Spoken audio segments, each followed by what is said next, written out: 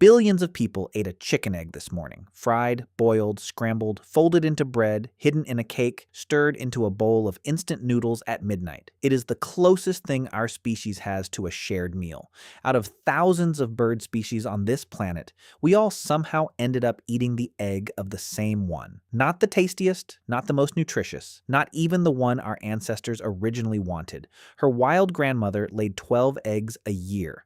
The modern version of her lays 300. That is not evolution. That is domestication turned into a weapon. And you have been quietly holding the receipt at breakfast your entire life. And by the way, don't forget to hit like and subscribe. It really helps the channel. So how did one small Southeast Asian jungle bird end up feeding the planet? The chicken you know, Gallus domesticus, descends from the red jungle fowl, a shy forest floor bird still scratching around Thailand and Sumatra today. She was domesticated at least 8,000 years ago. And here's the wrinkle nobody puts on the carton.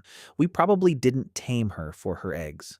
The best evidence says early domesticators wanted her feathers, her strut, and above all, her willingness to fight. Cockfighting is older than most religions. Eggs were a side benefit, a leftover from a very different obsession. But she had a hidden gift the humans breeding her didn't fully understand yet. Push her genome and it bends. Push it more and it bends further. Where a duck says no, a chicken says how many, which raises an obvious question. Why not something else? Start with the birds that were never even in the running. Predators are off the table entirely. You cannot farm eagle eggs or hawk eggs. A meat-eating bird needs to be fed other animals, which means every egg costs you a whole food chain of mice and fish to produce. The math never works. That is why almost every animal humans farm anywhere on Earth is a plant eater. Chickens sit near the bottom of the food chain, and the bottom of the food chain is where cheap calories live. Now try the plant-eating birds that could actually compete. A duck lays a bigger, richer egg. Ask any French pastry chef and they'll pick a duck egg every time.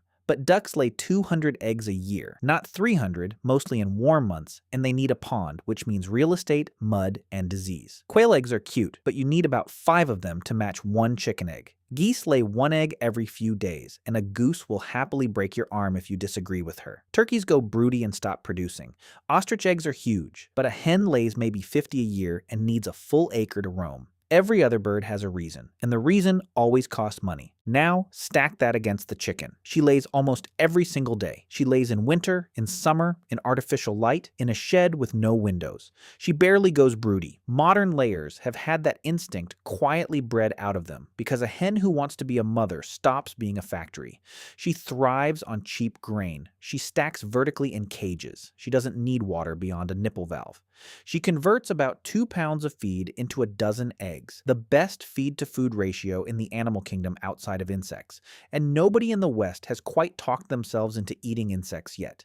Her chicks hatch in 21 days on autopilot. And here's the punchline the omelet ads never mention. Her body no longer cares about seasons. We broke her hormonal calendar. A wild jungle fowl waits for spring. A white leghorn just waits for the lights to come on. So the honest answer to why chicken eggs is not really about health. It's about margin. Every step of her biology is cheap to industrialize. Every step of a duck's biology is expensive. Once one bird could be made this efficient, the market did what markets do. It collapsed onto the winner. Whoever tried to sell eggs from anything else got outpriced and vanished. Feed, cages, incubators, sorting machines, vaccines, breeding lines, every piece of infrastructure standardized around one bird. That's called a lock-in, and once it's in, nothing else gets in. Duck eggs today cost 3 to 6 times more, not because ducks are magic, but because the road to your grocery aisle was paved for chickens a century ago. You aren't really choosing chicken. The supply chain chose for you a long time ago, and the shelf just tells you what it decided. Yes, chicken eggs are nutritious. Yes, they're versatile. Yes, they're a small, self-packaged, sterile little protein grenade you can carry home in a cardboard box. All true, but if you flip the causation, none of that is really why we eat them. We eat them because they were the cheapest edible thing a living animal could produce, on the cheapest bird we ever managed to reprogram. The health argument came after. Marketing tends to arrive after the money is already moving. But cheap is never actually cheap. Someone always pays, and if it isn't you, it's something that can't speak. Every hen you get eggs from was hatched alongside a brother. He doesn't lay eggs. He can't be raised for meat either. Egg-line males grow too slow and too skinny to sell. So the day he chips out of the shell, he's sorted, dropped onto a conveyor, and killed. Sometimes gassed, sometimes ground alive. Roughly 7 billion of them a year, globally, every single year. That is more animals killed for one breakfast food than there are humans on Earth. His sister will lay about 300 eggs for 18 months, and then her body, bones stripped of calcium, feathers thinning, uterus exhausted, starts to slow down, so she gets killed too, at around 2 years old, in a body that could have lived 15. That is the accounting hidden inside a $3 carton. Not a conspiracy, just a receipt. The efficiency didn't only cost the birds, it also quietly boxed in us.